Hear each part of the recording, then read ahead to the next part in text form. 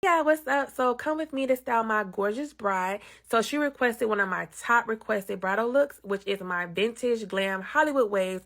This style has many names, but one thing it has in common is that it's completely timeless and you cannot go wrong with the glam wave. However, I am a stylist that's based out of Florida, one of the hottest states in the USA, okay?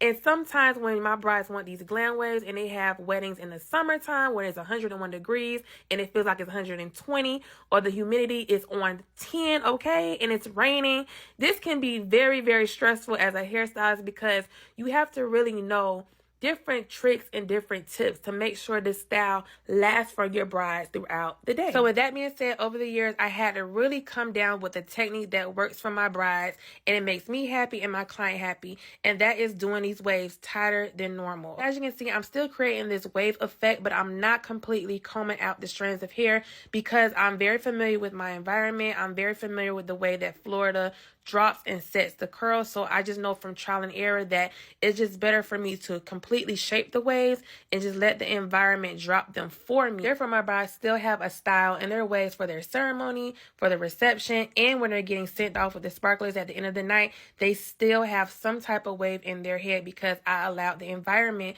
to drop them for me versus combing them out completely as I would do glam waves if it was in a colder environment or a cooler area. And as you can see, I still have that shape, and I'm going to set it with my favorite hairspray, which is Kenra. This is a volumizing hairspray, and I'm still going to make sure those waves are in place as they should be, but I'm not going to comb them out because we're going to naturally let them fall throughout the day. And if you are a hairstylist and you're struggling with this look, I just say practice makes perfect. Y'all, I still struggle with this style sometimes because it's so much you can learn, so many different ways you can get this look done.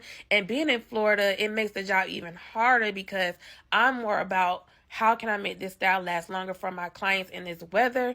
So every day I am learning new techniques. I'm practicing. I'm trying to come up with different methods to help other stylists out as well. So as I always say, as a creative stylist, you're never going to stop learning. So this was the result. She wanted something very soft, very elegant. As you can see, she was overly happy. She was so beautiful, guys. So I hope you enjoyed this video. Make sure you like, comment, and share for more tips and videos. See y'all later. Bye.